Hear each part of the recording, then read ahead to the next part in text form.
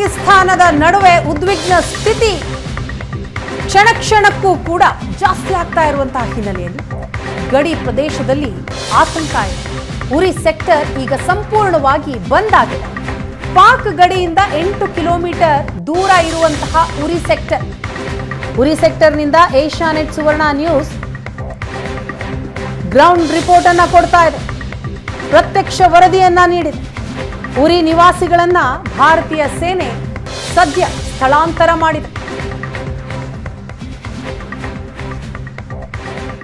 ಉರಿ ಅಂದ ಕೂಡಲೇ ನೆನಪಾಗೋದು ಭಯೋತ್ಪಾದನೆ, ಬ್ರಿಡ್ಜ್ ಅನ್ನ ಅಟ್ಯಾಕ್ ಮಾಡಿದ್ದಂಥದ್ದು, ಅದು ಪಾಕಿಸ್ತಾನದ ಗಡಿಯಲ್ಲಿರುವಂಥದ್ದು.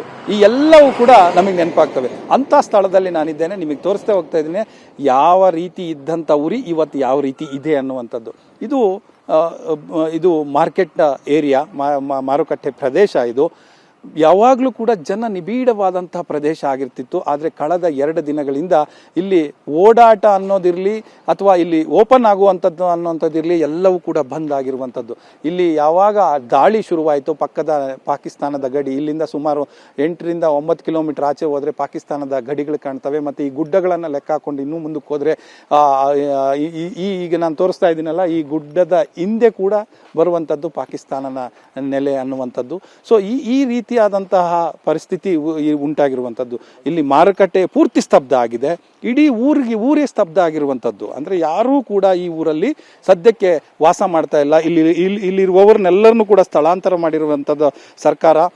ಯಾಕಂದರೆ ಇಲ್ಲಿ ಹೆಚ್ಚು ಹಾನಿಗೆ ಒಳಗಾಗ್ತಾ ಇತ್ತು. ಇಲ್ಲಿ ನಾವು ಬೆಳಗ್ಗೆಯಿಂದಲೂ ಕೂಡ ನೋಡ್ತಿದ್ವಿ, ಈ ಉರಿಯ ಮತ್ತೊಂದು ಭಾಗದಲ್ಲಿ ಹೇಗೆ ಕಳೆದ ರಾತ್ರಿ ಶೆಲ್ ದಾಳಿ ಆಗಿತ್ತು, ಆ ದಾಳಿಯಲ್ಲಿ ಮನೆಗಳನ್ನು ಕೂಡ ಕಳ್ಕೊಂಡಿದ್ದು ನಾವು ಸುವರ್ಣ ನ್ಯೂಸ್ ವಾಹಿನಿಯಲ್ಲಿ ತೋರಿಸ್ತಾ ಇದ್ವಿ. ಅದೇ ರೀತಿ ಅಂತಹ ಒಂದು ಉರಿ ಪ್ರದೇಶ ಇದು ಬಹಳಷ್ಟು, ಅಂದರೆ ವಾಣಿಜ್ಯವಾಗಿಯೂ ಕೂಡ ನೋಡಿದ್ರು ಕೂಡ ಇಲ್ಲಿ ಒಂದು ರೀತಿ ಬಿಸ್ನೆಸ್ ಸೆಂಟರ್ ಅಥವಾ ಹಬ್ ಅಂತ ಹೇಳ್ಬೋದು, ಅಂತಹ ಪ್ರದೇಶ ಇದ್ರೆ. ಆದರೆ ಇವತ್ತು ಇಲ್ಲಿ ಜನವಸತಿನೇ ಇಲ್ಲ. ಪೂರ್ತಿ 95% ಜನ ಖಾಲಿ ಅಂತವ್ರ ಮನೆಗಳನ್ನೆಲ್ಲ ಬಿಟ್ಟು ನೀವು ಯಾವುದೇ ಮನೆಗೆ ಹೋದ್ರೂ ಕೂಡ ಬೀಗ ಹಾಕಿರೋದು ಕಾಣಿಸುತ್ತೆ ಹೊರತು, ಈ ರೀತಿ ಬಂದ್ ಆಗಿರುವಂಥದ್ದು ಕಾಣಿಸುತ್ತೆ ಹೊರತು ಬೇರೆ ಏನು ಕಾಣಿಸೋದಿಲ್ಲ. ಇಲ್ಲಿ ಯಾರು ಒಂದು ತುರ್ತು ಸೇವೆಗಳು ಹೊರತಾಗಿ ಬೇರೆ ಈವನ್ ಆಸ್ಪತ್ರೆ ಕೂಡ ಬಂದ್ ಮಾಡ್ಕೊಂಡು ಹೋಗಿರುವಂಥದ್ದು. ಯಾಕಂದ್ರೆ ಎಲ್ಲನೂ ಕೂಡ ಇಲ್ಲಿ